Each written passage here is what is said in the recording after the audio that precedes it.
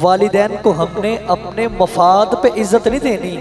یعنی ہمیں جو ان سے اپنے مفادات ہیں وہ پورے ہوں گے تو تبھی عزت دیں گے، نہ ہوں تو نہ دیں، یہ سلسلہ نہیں ہے۔ نبی پاک صلی اللہ علیہ وسلم نے ماں باپ سے محبت اور الفت کی جو بات کی ہے وہ بے لوث محبت ہے۔ وہ محبت بدلے میں کوئی چیز نہیں مانگتی، وہ یہ نہیں کہتی کہ مجھے مال و دولت ملے تو تب میں پیار کروں گا ماں باپ سے،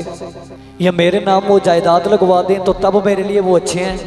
یا کاروبار کا وافر حصہ مجھے دے دیں تو تب اچھے ہیں،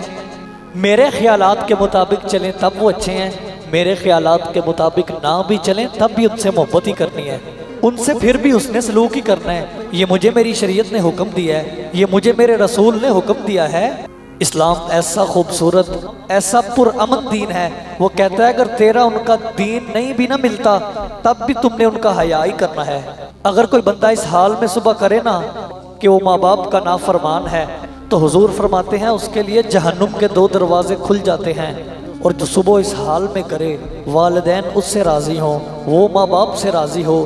والدین کا مطیع و فرما بردار ہو، ان کی بات ماننے والا ہو، ان سے الفت اور محبت کا تعلق رکھنے والا ہو، تو میرا رب اس کے لیے جنت کے 2 دروازے کھول دیتا ہے۔ تو عرض کیا گیا اے رسول پاک صلی اللہ علیہ وسلم،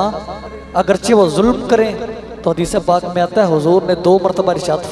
فرمایا اگرچہ وہ ظلم کریں پھر بھی ایسا ہی ہے، اگر تو ان کی نافرمانی کرے گا تو جہنم کے دروازے کھل جائیں گے، اور اگر ان کی اطاعت و فرما برداری کرے گا تو تجھے جنت کی بہاریں نصیب ہو جائیں گی۔ ہمیں چاہیے کہ والدین کے ساتھ ہر حال میں حسن سلوک کریں۔ اب حدیث پاک میں آتا ہے، مسند احمد میں موجود ہے، رسول پاک صلی اللہ علیہ وسلم نے ارشاد فرمایا کہ اگر کوئی شخص چاہتا ہے کہ میری عمر لمبی ہو جائے اور میرے رزق میں اضافہ کر دیا جائے تو اس شخص کو چاہیے کہ وہ 2 کام کرے۔